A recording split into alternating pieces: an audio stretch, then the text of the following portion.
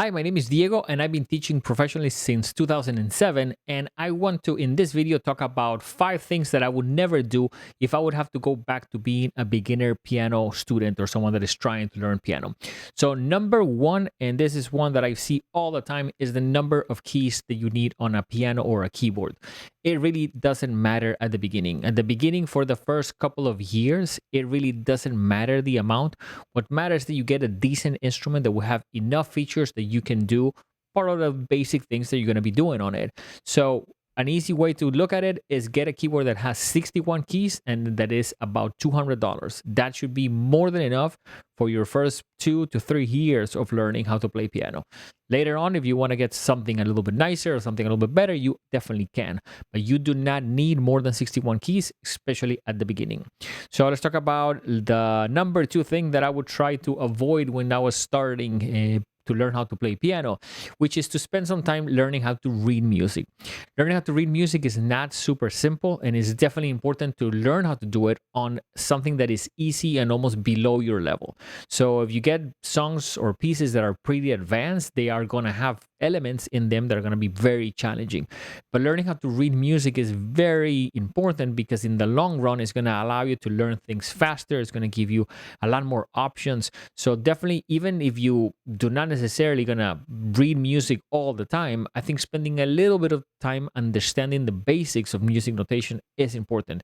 And there's a ton of content on the internet, but I would say try to start with something that is very easy, like a beginner's piano book.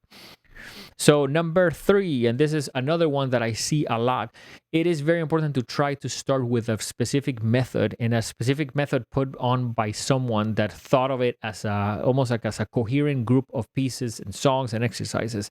One thing that I see a lot is people, they just want to start learning by learning how to play their favorite songs, and that does not work.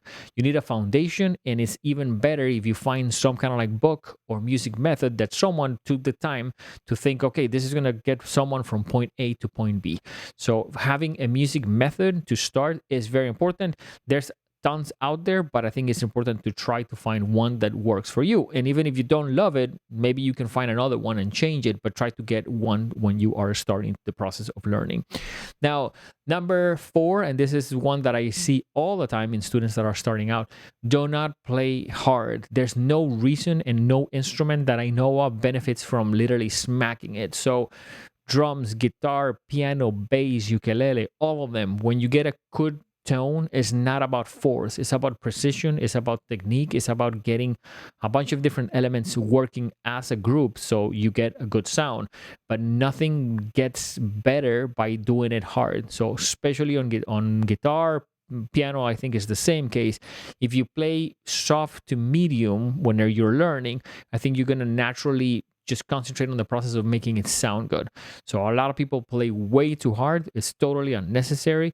There's a couple of other videos that we have done on the topic, but I think it's important to try to play probably soft to maybe a little bit of medium and just keep your volume always the same. And that's going to give you a good foundation, especially when you are a beginner.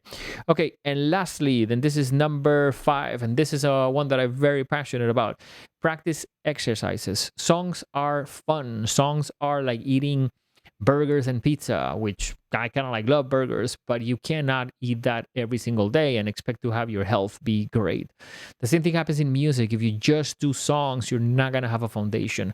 So it's important to get some exercises that are going to act a little bit like vegetables, put them in your routine and use them as a way to like slowly increase your abilities. That way, when you go after a song, your abilities are also being worked on other things.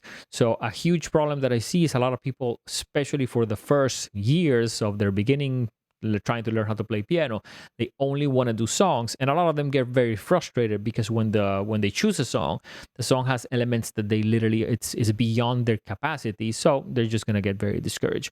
So hopefully those are 5 easy things to try to avoid if you are a beginner.